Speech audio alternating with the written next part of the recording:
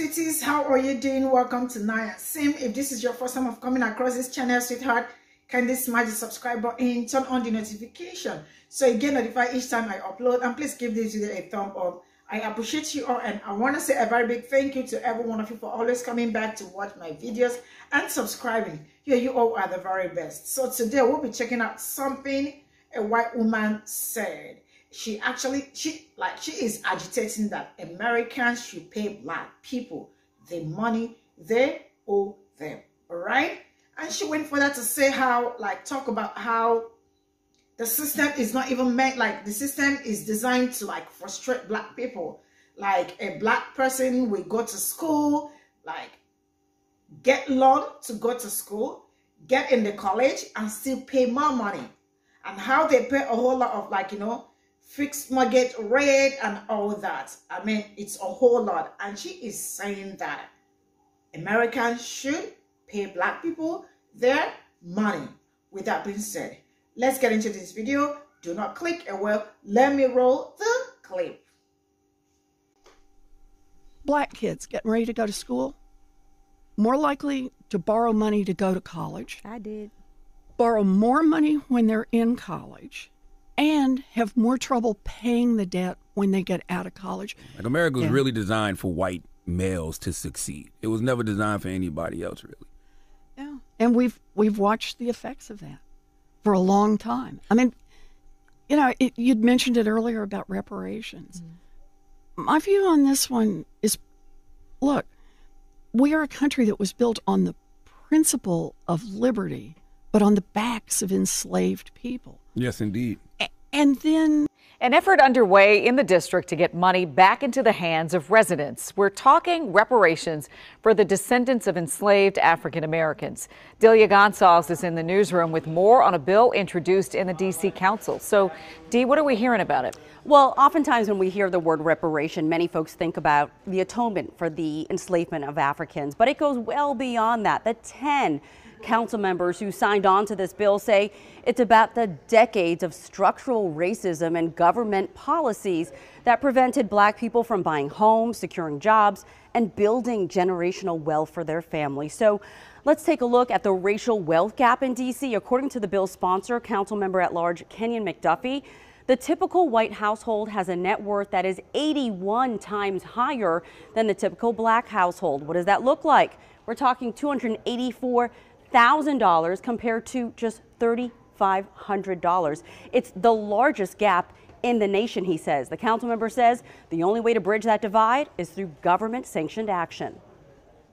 Think of any measure of success, whether it's education, whether it's health, wealth, whether it's employment, and really, black residents are on the bottom of the socioeconomic ladder. And this is not about pointing the finger. It is just one of the myriad of tools that our government should consider when thinking about ways to make our city more racially equitable. So here's the proposal on the table if this bill is passed. 1, establish a 9-member reparations task force to study and develop a proposal. 2, require the commissioner of the Department of Insurance, Securities and Banking to create a slavery-era database. And 3, finally, establish a reparations foundation fund. And of course, that is where it all comes down to the money, right? So the council member wouldn't get into how much money we're talking about, and more importantly, how we're going to fund this proposal. But he says this bill is the first step to figuring that all out. Les? Yeah, that's interesting about the money. I mean, especially on a day where we're learning San Francisco is trying to do the same thing, giving qualified black people $5 million. So it'll be interesting to see how the district comes up with the math and who qualifies for that if this does go forward. Reparations now, the title pretty much says it all, self-explanatory. When we were emancipated long ago, when, after we were wrongfully tricked and sold into slavery by our own kind and, tricked into slavery by, corrupt white people and all of those things. After we were emancipated from those 400 plus years of being in bondage, we were supposed to have been guaranteed 40 acres and a mule, you know what I'm saying? But we did not receive that. So present day, I'm pushing for reparations for us now. You know what I'm saying? Anyone who came to this country after the fact, anyone who was an immigrant after the fact, who migrated here after the fact, your opinion is pretty much irrelevant, because the only reason why you were even able to come here was because of us, Black Americans.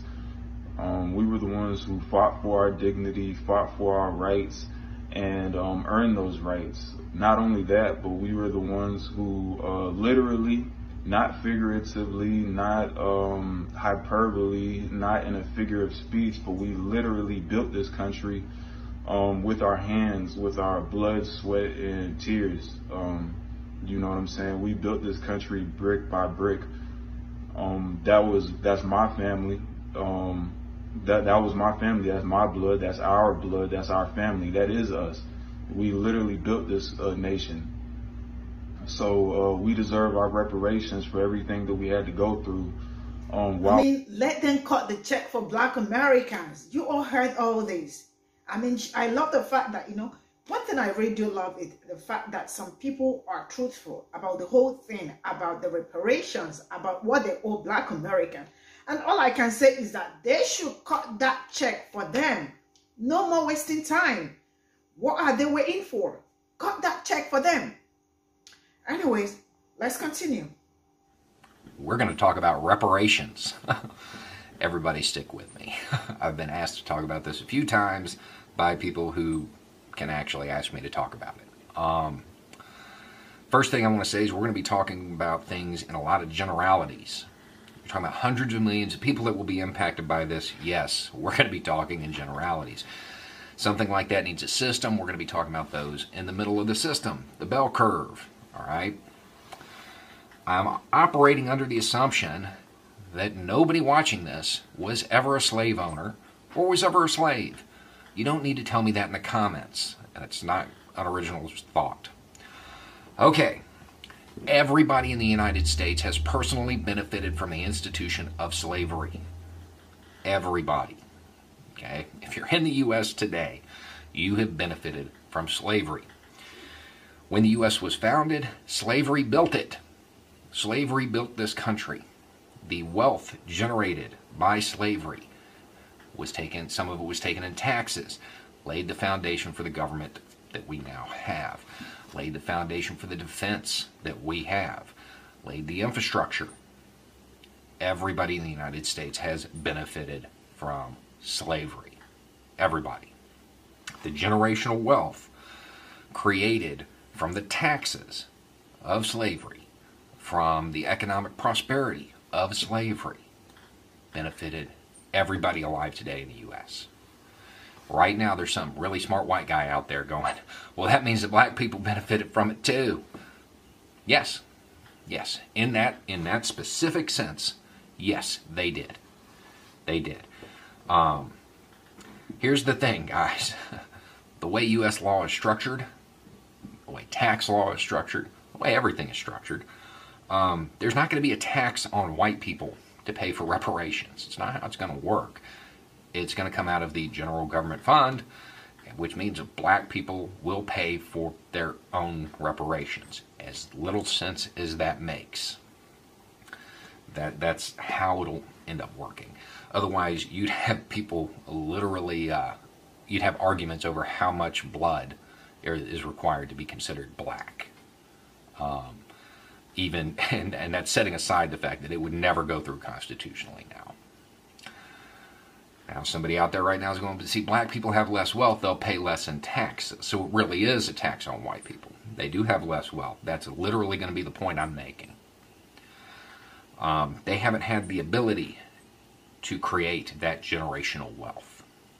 You have the generational wealth from the public side, from the government side that was created. The private side, they haven't had that ability to create it, generally. You know, they haven't had that chance yet. Slavery ended in 1865. Not really, but anyway, there are people alive today who saw whites-only water fountains in person.